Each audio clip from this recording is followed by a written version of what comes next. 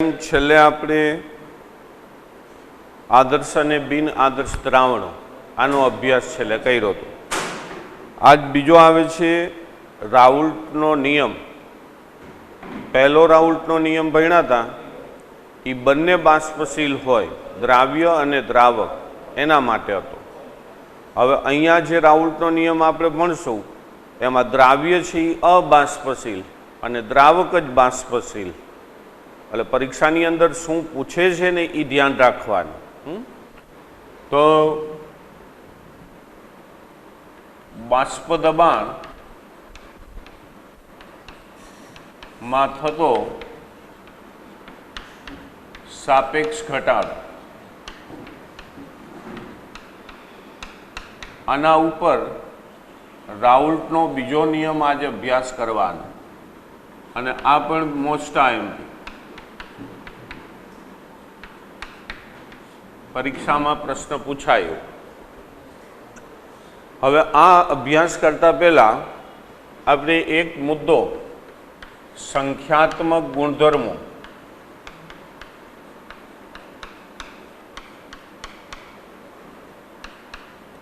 આનો અભ્યાસ કરી લે. સંખ્યાત્મક ગુણધર્મો શું છે? તો આપણે આગળ જે ભણ્યા હતા કે ભાઈ કોઈ પણ દ્રાવક, શુદ્ધ દ્રાવક હોય એમાં તમે દ્રાવ્ય પદાર્થ ઉમેરો એટલે એમાંથી દ્રાવણ બને. તો જ્યારે દ્રાવણ બને છે ત્યારે એનું બાષ્પ દબાણ ઘટે છે. શુદ્ધ દ્રાવકમાંથી દ્રાવણ બને ત્યારે એના બાષ્પ દબાણમાં હંમેશા ઘટાડો થાય. તો આવા બાષ્પ દબાણમાં ઘટાડો થવાના લીધે એની અંદર બાષ્પ દબાણનો સાપેક્ષ ઘટાડો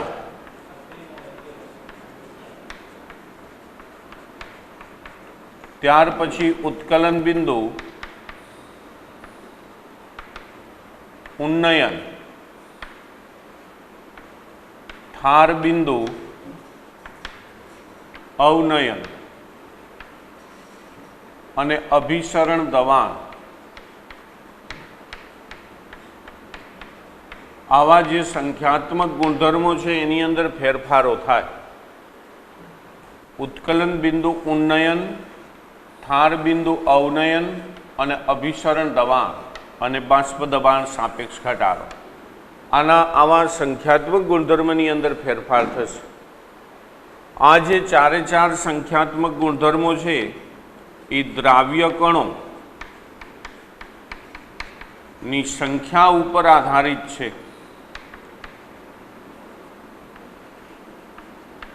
પણ દ્રાવ્ય કણોના સ્વભાવ ઉપર આધારિત નથી.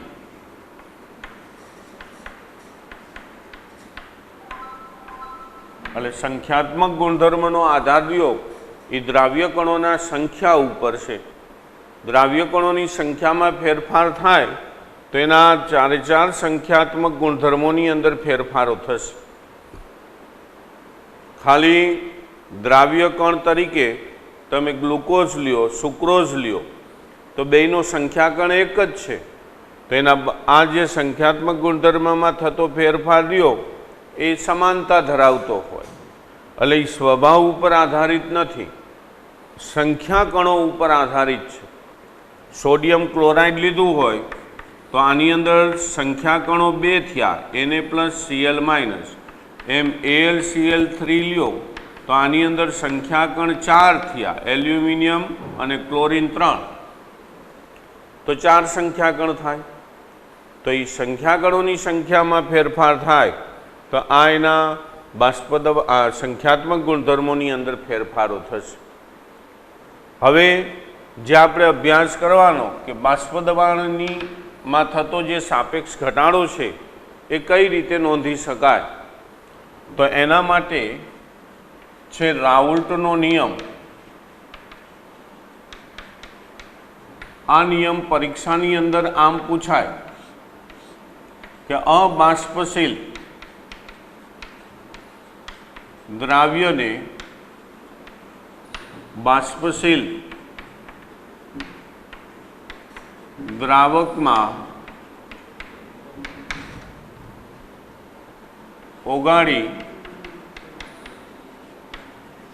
દ્રાવણ બને ત્યારે બાષ્પ દબાણમાં થતો સાપેક્ષ ઘટાડો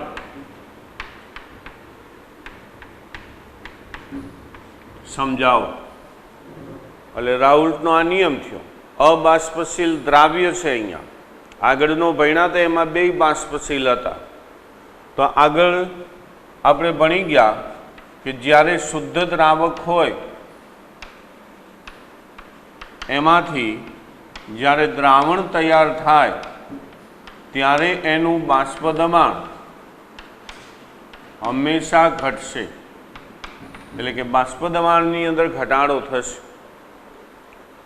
ત્યાર પછી આપણે એવું પણ અભ્યાસ કર્યો કે જે બાષ્પશીલ છે,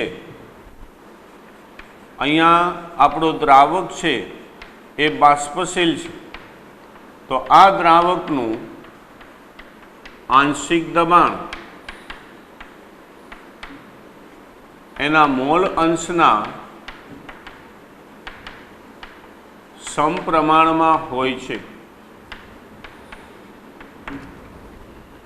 હું જો આંશિક દબાણને, દ્રાવકના આંશિક દબાણને P1 કહું અને એ દ્રાવકના મોલ અંશને જો x1 કહું, તો આગળ જે આપણો રાઉલ્ટનો નિયમ હતો એ નિયમ પ્રમાણે આપણે લખી શકીએ કે P1 ચલે છે x1, જે આગળ આપણે ભણી ગયા. જો તમે એની ચલનની નિશાની કાઢો તો P1 is equal two P10 into x1, જ્યાં P10 છે એ શુદ્ધ દ્રાવકનું બાષ્પ દબાણ છે, અને P છે P1 એ દ્રાવણની અંદર જે દ્રાવક પડેલો છે એ દ્રાવકનું બાષ્પ દબાણ થશે, અને x1 છે એ દ્રાવકના મોલ અંશ થશે. આમ તો P1 is equal two P10 into x1. હવે માની લો કે શુદ્ધ દ્રાવક હોય એમાંથી આપણે દ્રાવણ બનાવી છે, તો આ બંનેના બાષ્પ દબાણ, એકને આપણે P1 કીધું, બીજાને આપણે P10 કીધું, તો દ્રાવકનું બાષ્પ દબાણ છે એ ઘટે છે. તો એ ઘટાડો કેટલો હશે જો એને નોંધવો હોય તો delta P1 is equal two P10 minus P1 લખાય. આ શુદ્ધ દ્રાવકનું બાષ્પ દબાણ છે, આ દ્રાવણનું બાષ્પ દબાણ છે. તો બેયનો તફાવત છે એ આપણને બાષ્પ દબાણમાં થતો બાષ્પ દબાણમાં થતો ઘટાડો આવશે. સાપેક્ષ શબ્દ નહીં આવે હજુ. અહીંયા delta P1 is equal two P10 minus P1 is equal two આપણે જાણીશી P10 ઇન્ટુ x1. તો આ P1ની આ જે કિંમત છે એ જો અહીંયા મૂકી દઈ તો P10 ઇન્ટુ x1 થાય.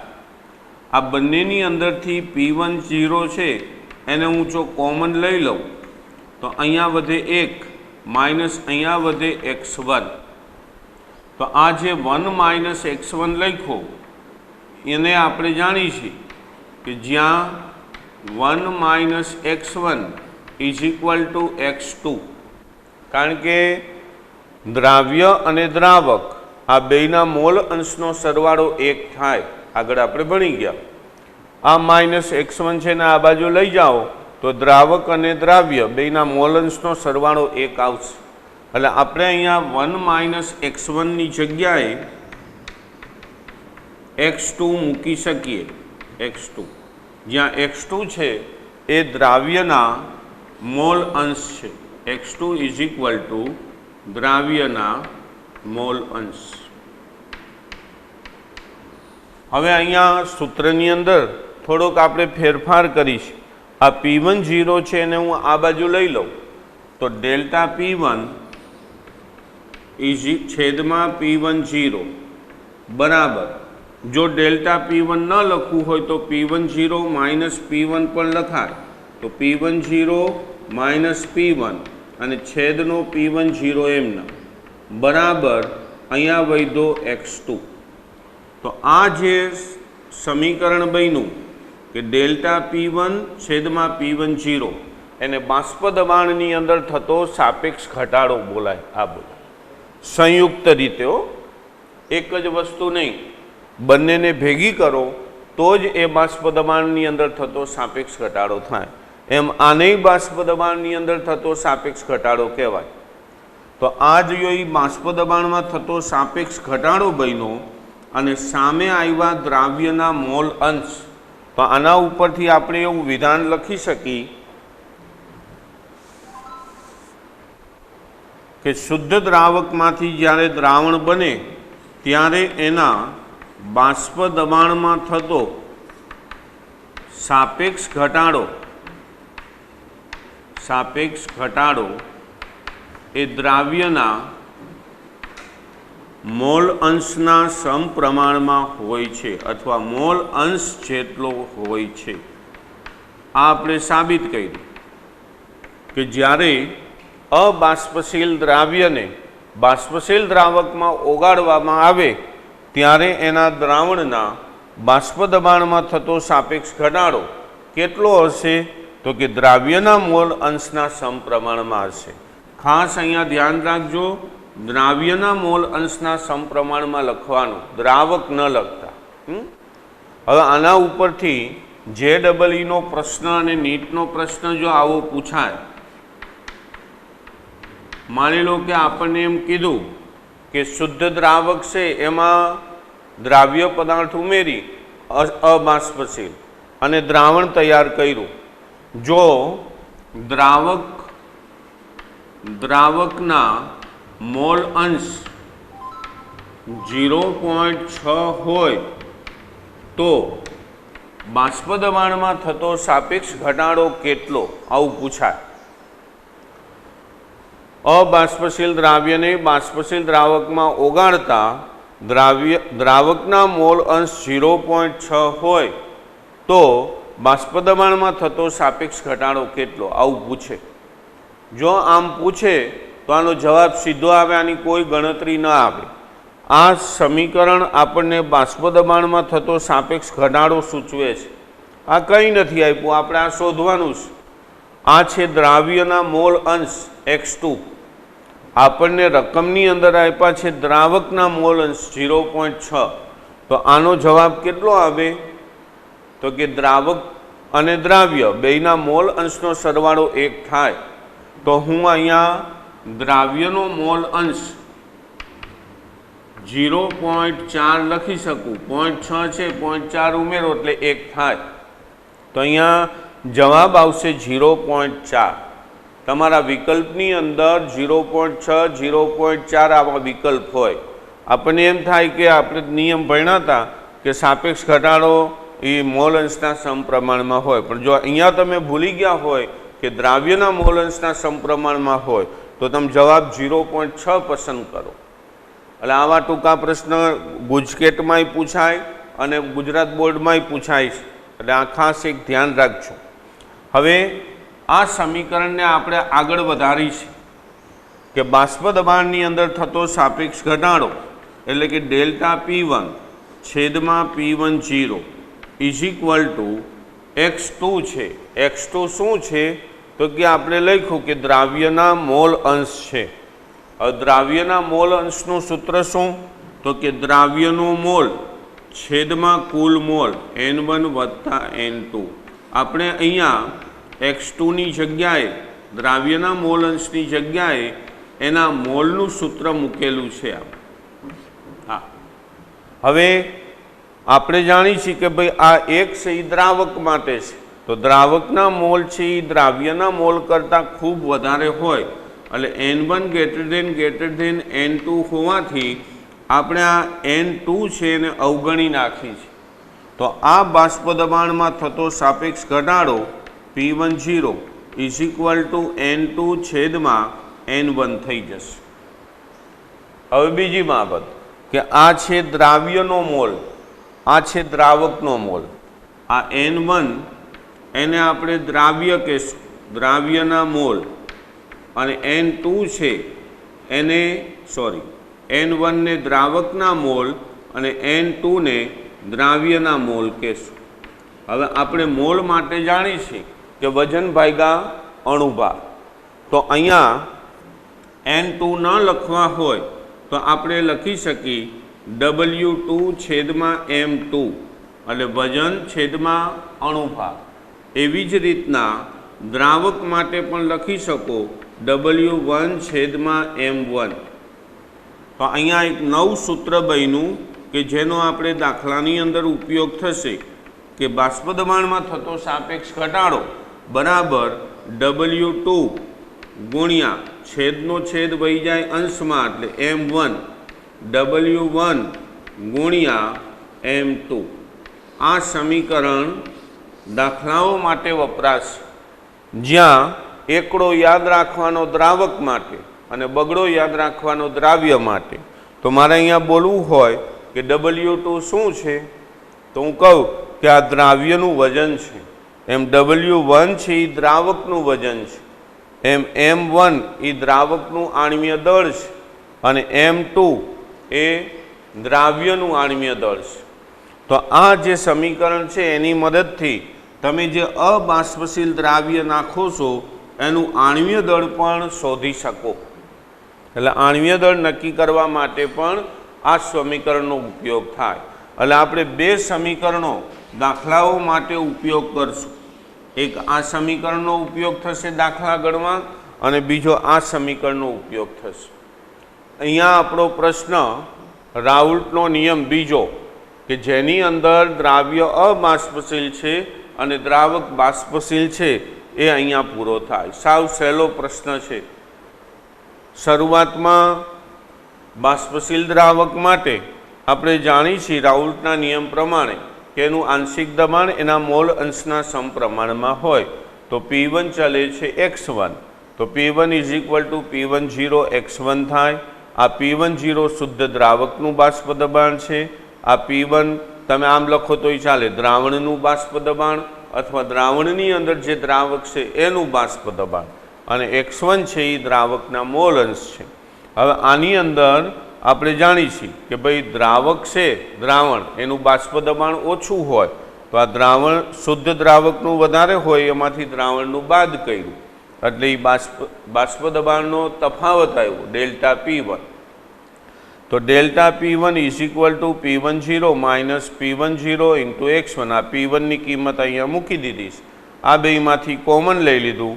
1 માઇનસ x1ની જગ્યાએ x2 મૂકી દીધું. તો અહીંયા ડેલ્ટા P10 આને આમ પણ લખાય P10 માઇનસ P1 છેદમાં P10. આ આખો જે રાઉન્ડ કર્યો છે એ બાષ્પ દબાણમાં થતો સાપેક્ષ ઘટાડો છે. આખાને સાપેક્ષ ઘટાડો બોલાય.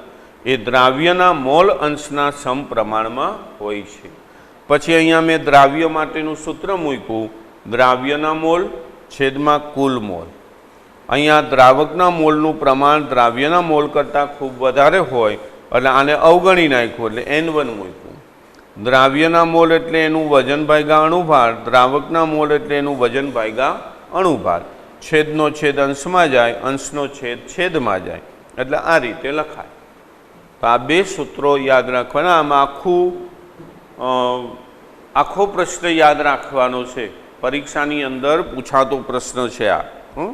આ પણ પરીક્ષાની અંદર પૂછાતો પ્રશ્ન. ઉત્કલન બિંદુ ઉન્નયન, ઉત્કલન બિંદુ ઉન્નયન અને મોલલ ઉન્નયન અચળાંક સમજાવો. આ પણ 3 માર્કની અંદર પૂછાતો પ્રશ્ન છે. ઉત્કલન બિંદુ ઉન્નયન અને મોલલ ઉન્નયન અચળાંક સમજાવો.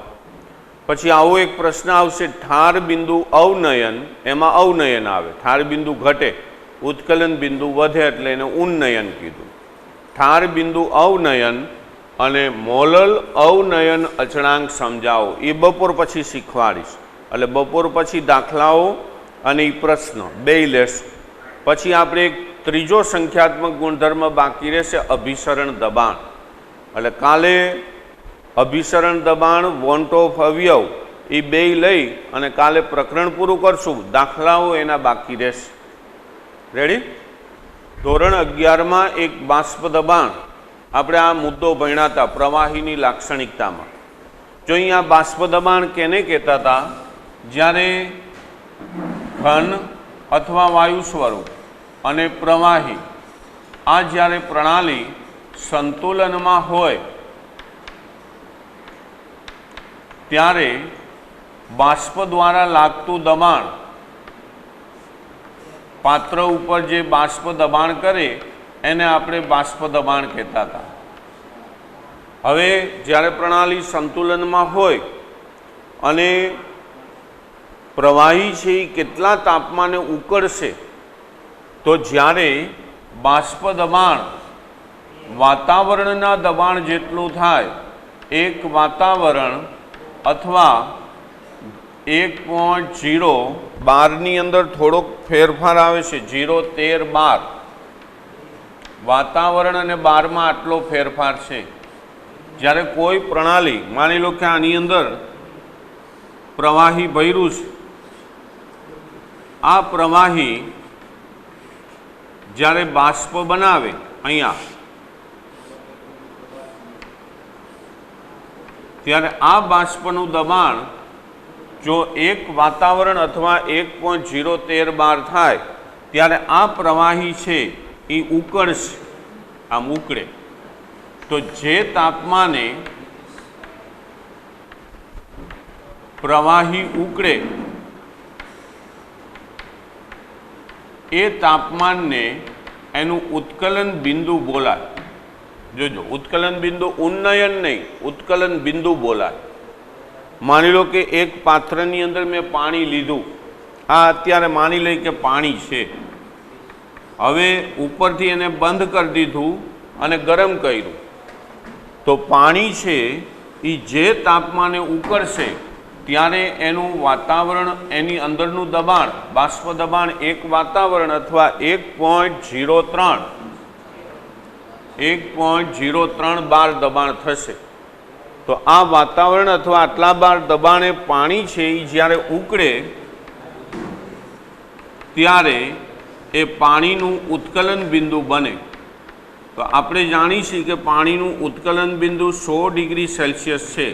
100 ડિગ્રી સેલ્સિયસ તાપમાને ઉકળે છે અને કેલ્વિનમાં લખો તો 373.15 કેલ્વિન તાપમાને પાણી છે એ ઉકળે ત્યારે એનું બાષ્પ દબાણ 1 બાર હોય, સોરી 1 વાતાવરણ હોય. તો આ તાપમાને બાષ્પ દબાણ 1 વાતાવરણ અથવા 1.013 બાર મળશે ત્યારે પાણી ઉકળવાનું શરૂ કરશે. તો એ તાપમાન જે આવ્યું એને પાણીનું ઉત્કલન બિંદુ કહેવાય.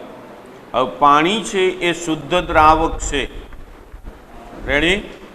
હવે જો હું આની અંદર અબાષ્પશીલ દ્રાવ્ય પદાર્થ નાખું, અબાષ્પશીલ દ્રાવ્ય પદાર્થ, દાખલા તરીકે માની લો કે મેં સુક્રોઝ નાખ્યો કે જે અબાષ્પશીલ દ્રાવ્ય છે, તો પાણીની અંદર ખાંડ, સુક્રોઝ એટલે ખાંડ નાખી એટલે દ્રાવક હતું, એમાંથી એ બની ગયું દ્રાવણ.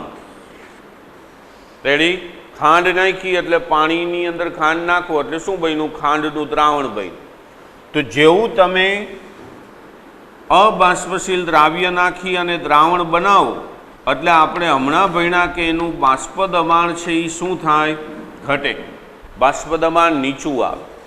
નીચું આવે એટલે એનું આ જે વાતાવરણનું દબાણ છે એ પણ નીચું આવશે, 1.013 બાર કરતાં નીચે જશે. 373 કેલ્વિન આનું તાપમાન હતું, 373.15 કેલ્વિન. જેવો મેં આની અંદર દ્રાવ્ય પદાર્થ નાખ્યો ખાંડ અને એમાંથી દ્રાવણ બનાવ્યું તો બાષ્પ દબાણ ઘટે, કારણ કે હમણાં નિયમ ભણ્યા કે શુદ્ધ દ્રાવકમાંથી દ્રાવણ બને તો એનું બાષ્પ દબાણ ઘટે છે. તો આનું બાષ્પ દબાણ ઘટ્યું તો એનો અર્થ એવો થયો કે વાતાવરણનું દબાણ છે એ એક, આની અંદરનું બાષ્પ દબાણ છે એ એક વાતાવરણ અથવા 1.013 કરતાં નીચું આવે.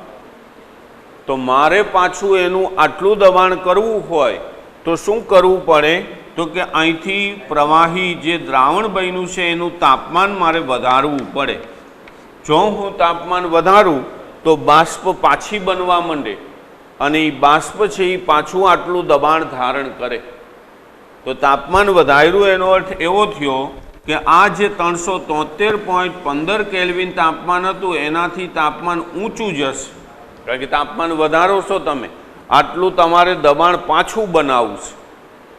તો એ દબાણ લાવવા માટે તમે તાપમાન વધાર્યું, માની લો કે તાપમાન વધાર્યું એ 373.53 કેલ્વિન જેટલું થયું, આટલું કર્યું ત્યારે બાષ્પ દબાણ એક વાતાવરણ થયું. હવે આ એક વાતાવરણ થઈ ગયું આ તાપમાને, તો આ તાપમાનને તમે શું કહેશો? તો કે એને ઉત્કલન બિંદુ કહેવાય. પણ આ ઉત્કલન બિંદુ કેનું આવ્યું? તો કે આમાં જે સુક્રોઝ નાખ્યો છે ને જે દ્રાવણ બનાવ્યું છે ને એ દ્રાવણનું આ ઉત્કલન બિંદુ થયું. એટલે આ બાષ્પ દબાણને 1 બાર કરતાં જે તાપમાન આપણને જોવા મળે એ તાપમાનને એનું ઉત્કલન બિંદુ કહેવાય. એટલે જો એક શોર્ટ સાવ સાદી અને સરળ ભાષામાં કે શુદ્ધ દ્રાવક હોય એનું દબાણ એક વાતાવરણ અથવા 1.013 બાર હોય બાષ્પ દબાણ, ત્યારે એનું જે તાપમાન હોય એ તાપમાનને એ શુદ્ધ દ્રાવકનું બાષ્પ ઉત્કલન બિંદુ કહેવાય. હવે એમાં અબાષ્પશીલ દ્રાવ્ય પદાર્થ નાખ્યો ખાંડ અને દ્રાવણ બનાવ્યું તો બાષ્પ દબાણ ઘટ્યું. બાષ્પ દબાણ ઘટ્યું એટલે એક વાતાવરણ અથવા 1.013 બાર કરતાં નીચું આવ્યું. આને પાછું મારે આટલું કરવું હોય તો દ્રાવણનું તાપમાન વધારવું પડે. તો મેં આટલું તાપમાન કર્યું તો એક વાતાવરણ દબાણ પાછું થઈ ગયું. તો એક વાતાવરણ દબાણે જે તાપમાન તમને આ જોવા મળ્યું એ બન્યું દ્રાવણનું ઉત્કલન બિંદુ. તો જો શુદ્ધ દ્રાવકનું ઉત્કલન બિંદુ કેટલું હતું? તો કે 373.15. હવે એમાં દ્રાવણ બનાવ્યું તો એનું ઉત્કલન બિંદુ પાછું આ એક વાતાવરણ જ છે 2, તો આટલું થયું. તો આના કરતાં આનું મૂલ્ય વધ્યું છે. એટલે શુદ્ધ દ્રાવકમાંથી દ્રાવણ બનાવ્યું ને તો એના ઉત્કલન બિંદુમાં શું જોવા મળ્યો? વધારો જોવા મળ્યો. તો ઉત્કલન બિંદુમાં થતો જે આ વધારો છે એને ઉત્કલન બિંદુ ઉન્નયન કહેવાય. આ કહેવાય. એટલે અહીંયા લખાય કે શુદ્ધ દ્રાવક એમાંથી જ્યારે દ્રાવણ બને ત્યારે એના ઉત્કલન બિંદુમાં થતો વધારો એને ઉત્કલન બિંદુ ઉન્નયન કહેવાય. શુદ્ધ દ્રાવક કરતાં એમાંથી બનતા દ્રાવણના ઉત્કલન બિંદુમાં થતો વધારો એનું નામ છે ઉત્કલન બિંદુ ઉન્નયન. હવે આપણે એમ કહીએ કે શુદ્ધ દ્રાવકનું ઉત્કલન બિંદુ, આનું ઉત્કલન બિંદુને શુદ્ધ દ્રાવકનું ઉત્કલન બિંદુ એને હું TB0 કહી દઉં છું અને દ્રાવણનું ઉત્કલન બિંદુ, દ્રાવણનું ઉત્કલન બિંદુ એને TB કહી દઉં. ટેમ્પરેચર બોઇલિંગ પોઈન્ટ એટલે એનું ઉત્કલન બિંદુ એને TB કીધું. તો આ બેમાંથી મોટી કિંમત કેની હોય? તો કે દ્રાવણની, કારણ કે દ્રાવણનું ઉત્કલન બિંદુ દ્રાવક કરતાં વધારે હોય. તો મારે જો આનો તફાવત લેવો હોય તો ડેલ્ટા TB એટલે ઉત્કલન બિંદુનો તફાવત કેવી રીતે લખી શકું? તો કે TB માઇનસ TB0. તો આ જે તફાવતનું મૂલ્ય આવ્યું ડેલ્ટા TB એને બોલાય ઉત્કલન બિંદુ ઉન્નયન. હવે જો ફરી પાછું શુદ્ધ દ્રાવક કરતાં એમાંથી બનાવેલું દ્રાવણ એનું ઉત્કલન બિંદુ વધારે હોય તો આ જે વધારાનું મૂલ્ય આવે એને ઉત્કલન બિંદુ ઉન્નયનથી ઓળખવામાં આવે છે. જો બાષ્પ દબાણ વિરુદ્ધ તાપમાનનો તમે આલેખ દોરો, આ બાજુ બાષ્પ દબાણ છે અને આ બાજુ તાપમાન છે. માની લો કે શુદ્ધ દ્રાવક માટે દોર્યો તો એ આવો આવ્યો, આ શુદ્ધ દ્રાવક, અને દ્રાવણ માટે દોર્યો તો એ આવો આવ્યો દ્રાવણ. હવે આ પરિસ્થિતિ, આ બિંદુ એવા છે કે જ્યાં બાષ્પ દબાણ 1 બાર છે અથવા 1 વાતાવરણ છે. અહીંયા બાષ્પ દબાણનું મૂલ્ય 1 વાતાવરણ થાય છે, આ 0. તો 1 વાતાવરણ દબાણે જે તમે તાપમાન નોંધો અહીંયા, એ તાપમાનને દ્રાવકનું ઉત્કલન બિંદુ કહેવાય, TB0. આ શુદ્ધ દ્રાવક છે, અહીંયા આનું બાષ્પ દબાણ 1 વાતાવરણ છે, તો અહીંયાથી તમે નીચે તાપમાન તરફ આવો તો આ તાપમાનનું મૂલ્ય એનું ઉત્કલન બિંદુ સૂચવશે, એ દ્રાવકનું થયું. પછી અહીંથી આમ આવો અહીંયા, તો અહીંયા દ્રાવણ 1 વાતાવરણ દબાણ ધરાવે છે, તો ત્યારે એનું તાપમાન કેટલું છે? તો આ જે મૂલ્ય છે એ એનું ઉત્કલન બિંદુ કહેવાય, પણ એ દ્રાવણનું કહેવાય. તો તમે જોઈ શકો 0 થી આ બાજુ જાઓ તો તાપમાન વધે છે, તો આ મૂલ્ય મોટું હોય, આ નાનું હોય, આ બેયનો જે તફાવત લેવામાં આવે એને ડેલ્ટા ટીબી કહેવાય, જે ઉત્કલન બિંદુ ઉન્નયન છે. સમજાણો આલેખ?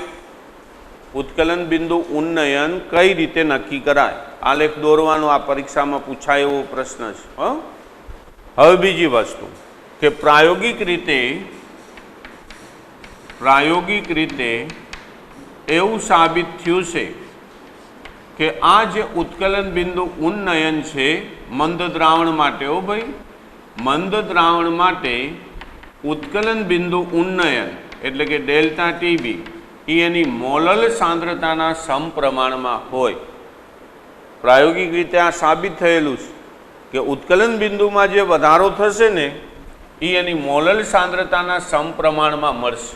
મોલલ એટલે મોલાલિટી. તો અહીંયા હું આનો અચળાંક કાઢું તો એને આમ લખાય, ડેલ્ટા ટીબી બરાબર કેબી ઇન્ટુ એમ. તો અહીંયા જ્યાં એમ છે એ મોલાલિટી છે, એટલે સાંદ્રતા મોલલમાં આપેલી છે, અને કેબી જે આવ્યો, આ કેબી, એને બોલાય મોલલ ઉન્નયન અચળાંક, અથવા આનું બીજું નામ છે ઉત્કલન બિંદુ ઉન્નયન અચળાંક. જો આ કહેવાય કેબી એટલે શું? મોલલ ઉન્નયન અચળાંક બોલાય. રેડી? તો ડેલ્ટા ટીબી બરાબર શું થયું? કેબી ઇન્ટુ એમ. હવે આ છે આખો પ્રયોગ છે પ્રાયોગિક. એમાં તમે સુક્રોઝ પદાર્થને આની અંદર નાખો છો. માની લો કે તમે 1 મોલ સુક્રોઝ આની અંદર નાખ્યો છે, 1 મોલલ. 1 મોલલ એટલે શું? 1 મોલલ સુક્રોઝ. આનો અર્થ થાય, આપણે આગળ ભણી ગયા, 1 મોલ સુક્રોઝ 1000 ગ્રામ પાણીમાં થયું. 1000 ગ્રામ પાણીમાં, એટલે 1 મોલલ સુક્રોઝ થયો, 1 મોલ સુક્રોઝ થયો. આનું અર્થઘટન આવું થાય. આપણે આગળ ભણી ગયા મોલલ સાંદ્રતામાં. હવે આમાં આપણે આગળ વધીશું. અહીંયા આ સમીકરણની અંદર ડેલ્ટા ટીબી શું? ડેલ્ટા ટીબી શું કહેવાય? તો કે ઉત્કલન બિંદુ ઉન્નયન કહેવાય. કેબીને શું કહેવાય? તો કે મોલલ ઉન્નયન અચળાંક અથવા ઉત્કલન બિંદુ ઉન્નયન અચળાંક કહેવાય. અને એમ છે એની મોલાલિટીમાં સાંદ્રતા છે. હવે આપણે એ પણ જાણીએ છીએ કે મોલાલિટી ઇઝ ઇક્વલ ટુ દ્રાવ્યનું વજન ગુણ્યા 1000 છેદમાં દ્રાવ્યનું આણ્વીય દળ ગુણ્યા દ્રાવકનું વજન. જો અહીંયા હું સંજ્ઞા આપી દઉં, દ્રાવ્યનું જે વજન એમને લખું, દ્રાવ્યના વજનને W2 કહું. દ્રાવ્ય માટે આપણે બગડો વાપરો છે, દ્રાવક માટે એકડો વાપરો છે. એટલે દ્રાવ્યનું વજન W2, દ્રાવ્યનું આણ્વીય દળ M2 અને દ્રાવકનું વજન W1. તો આવું થયું W2 ગુણ્યા 1000 M2 ગુણ્યા W1. આ કિંમતો છે એ જો આમાં મૂકો તમે તો આવું થશે ડેલ્ટા TB બરાબર KB ગુણ્યા એમની જગ્યાએ આ મૂકી દઉં W2 ગુણ્યા 1000 છેદમાં M2 ગુણ્યા W1 થાય આવું. હવે આ જે KB છે, KB એટલે મોલલ ઉન્નયન અચળાંક. જુદા જુદા દ્રાવકો માટે એના અચળાંકોના મૂલ્ય જુદા જુદા હોય. એક તમે પેજ ફેરવશો તો એક કોષ્ટક આપેલું હશે, અહીંયા કોષ્ટકમાં જુદા જુદા દ્રાવકો માટે કેબીના મૂલ્યો આપેલા છે. એ સિવાય આ કેબીનો એકમ કેલ્વિન કિલોગ્રામ પ્રતિ મોલ લેવાય છે. કેબીને કેલ્વિન કિલોગ્રામ પ્રતિ મોલ એકમની અંદર માપવામાં આવે છે. હવે અહીંયા આ જે સમીકરણ બન્યું એ સમીકરણમાં દરેક બાબતો શું સૂચવે છે? તો ડેલ્ટા TB એ શું છે? તો કે ઉત્કલન બિંદુ ઉન્નયન. પછી KB શું સૂચવે? તો કે મોલલ ઉન્નયન અચળાંક. W2 શું છે? તો કે દ્રાવ્યનું વજન. M2 શું છે? તો કે દ્રાવ્યનું આણ્વીય દળ. અને W1 એ દ્રાવકનું વજન છે. હવે ઘણીવાર આની અંદર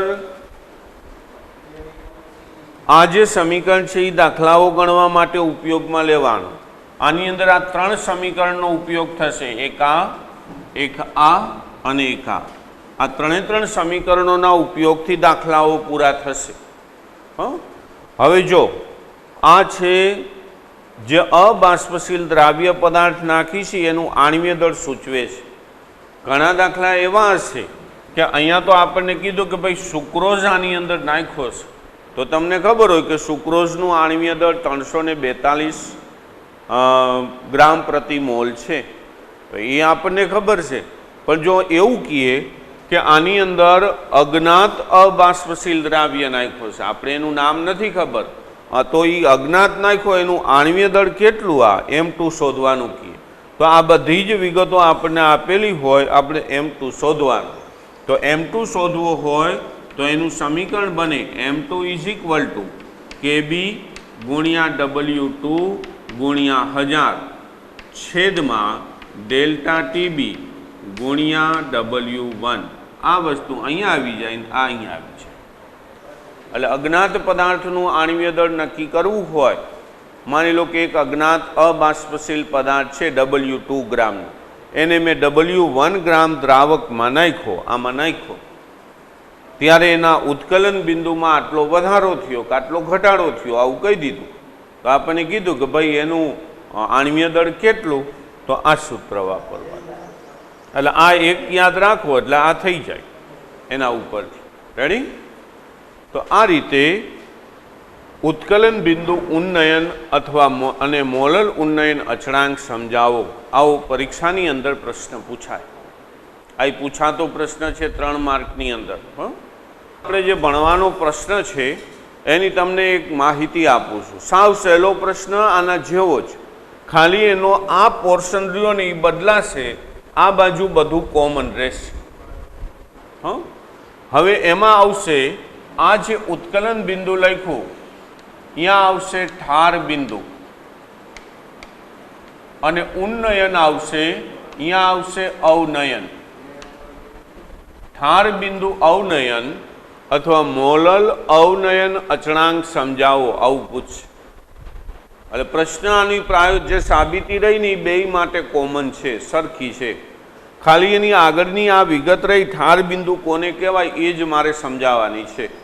એટલે બપોર પછી સમજાવીશ. એ તમને સમજાઈ જાય પછી પ્રશ્ન સાવ સહેલો. હવે અત્યારે આની અંદર આપણે નથી પડતા. ઉન્નયન એટલે વધારો ને અવનયન એટલે ઘટાડો. આપણે એક યાદ રાખવાનું કે શુદ્ધ દ્રાવક હોય એમાં તમે દ્રાવ્ય પદાર્થ ઉમેરીને દ્રાવણ બનાવો ત્યારે એનું ઉત્કલન બિંદુ વધતું હતું, અહીંયા ઠાર બિંદુ ઘટશે. તમારે અહીંયા એવું લખવાનું કે એનું ઠાર બિંદુ ઘટે છે. ઉત્કલન બિંદુ વધે ને ઠાર બિંદુ ઘટે. એટલે દ્રાવક કરતાં દ્રાવણનું ઠાર બિંદુ નીચે આવે, ઓછું થાય. તો એનો આલેખ રહ્યો ને એ અહીંથી દોરાશે. આમ અહીંથી. તો આ ઠાર બિંદુ થયું, આ ઠાર બિંદુ થયું. હવે આ રહ્યું ને એ દ્રાવકનું થયું, જો શુદ્ધ દ્રાવકનું. તો એને હું સંજ્ઞા આપીશ TF, ફ્રીઝિંગ, ઠારણ એમ, અને TF0. અને આ દ્રાવણનું થયું એને હું નામ આપીશ TF. તો બોલો આમાં મોટું કોણ હોય? તો કે શુદ્ધ દ્રાવક મોટો હોય દ્રાવણ કરતા. એટલે આ જે સૂત્ર રહ્યું ડેલ્ટા TB, અહીંયા લખીશ ડેલ્ટા TF, પણ અહીંયા લખી નાખીશ TF0 માઇનસ TF. જોઈ લો અહીંયા શુદ્ધ દ્રાવક પાછળ હતો, અહીંયા આગળ આવી ગયો ઠાર બિંદુમાં, કારણ કે દ્રાવકનું ઠાર બિંદુ વધારે હોય દ્રાવણ કરતા. એટલે આ ફેરફાર થયો આટલો. બીજું, પ્રાયોગિક રીતે મંદ દ્રાવણો માટે એવું સાબિત થયું છે કે એના ઠાર બિંદુમાં થતો ઘટાડો ડેલ્ટા TF એની મોલલ સાંદ્રતાના સમપ્રમાણમાં હોય છે. કોમન ઓલામાં હતું એવું જ. અહીંયા ઉત્કલન બિંદુ ઉન્નયન લખતા હતા, અહીંયા ઠાર બિંદુ અવનયન લખવાનું. તો અહીંયા ડેલ્ટા T, અહીંયા B છે, આની જગ્યાએ F આવી જશે. તો અહીંયા પણ KF આવી જશે. તો B ની જગ્યાએ F મૂકવાનો. હવે F મૂકો એટલે અહીંયા નામ બદલાય KF. તો અહીંયા બોલાય મોલલ અવનયન અચળાંક અથવા ઠાર બિંદુ અવનયન અચળાંક કહેવાય. એકમ એ જ રહેશે, કેલ્વિન કિલોગ્રામ પ્રતિ મોલ. એકમ બદલાતો નથી. જુદા જુદા દ્રાવણો માટેના દ્રાવકો માટેના ઠાર બિંદુ રહ્યા એ જુદા જુદા હોય. આ KF ના મૂલ્યો જુદા જુદા હોય. એટલે અહીંયા KB ની જગ્યાએ KF મૂકવાનું. હવે મોલાલિટીની સાંદ્રતા આ પ્રશ્ન હોય કે આના પછીનો, આ તો એ જ રહે ને સૂત્ર, એ કાંઈ બદલાશે? એટલે આ વસ્તુ એની એ જ રહેશે, આ પણ એનું એ જ રહેશે. પણ અહીંયા B છે ત્યાં શું મૂકવાનું? F. ને અહીંયા શું મૂકવાનું? F. પછી વિગત આપવાની કે ડેલ્ટા TF શું? તો કે ઠાર બિંદુ અવનયન. KF શું? તો કે મોલલ અવનયન અચળાંક. W2 દ્રાવ્યનું વજન, M2 દ્રાવ્યનું આણ્વીય દળ, એ બધું એમનેમ કમ્પ્લેટ. અને અહીંયા પણ એમનેમ, ખાલી B ની જગ્યાએ F મૂકી દેવાનું. એટલે આના પછીનો પ્રશ્ન થયો બપોરનો. તો બપોરના પ્રશ્નની અંદર તમને ખાલી આટલી વિગત મગજમાં બેસાડવાની છે, આટલું. બાકી આ બાજુનું છે એ કોમન છે. પાછું ફરી એકવાર આપણે સાબિત કરશું એટલે આ પ્રશ્ન કમ્પ્લીટ થઈ જાય. પણ એક ખાસ આ ધ્યાન રાખવાનું, બેયમાં શું તફાવત છે. આ બે TF0 આગળ આવે અને TB0 હોય ને તો એ પાછળ આવે. કારણ કે દાખલાઓ ગણવામાં જ્યારે આ શોધવાના કીધા હોય ને ત્યારે ભૂલ પડે. રેડી? તો આપણે બપોર પછી એ પ્રશ્ન ભણશું, ઠાર બિંદુ અવનયન, અને દાખલાઓ લેશું. દાખલા આપણા રાઉલ્ટના નિયમથી આગળના બાકી, હેનરી પૂરો કર્યો. હવે બે રાઉલ્ટના નિયમ ઉપરના દાખલાઓ લેવાના. પછી આનાય દાખલાઓ છે, એમ ઠાર બિંદુના દાખલાઓ છે, અભિસરણના દાખલાઓ ઘણા બધા છે. એટલે હવે લગભગ 2 દિવસમાં આ પ્રકરણ છે એ આપણું પૂરું થઈ જશે.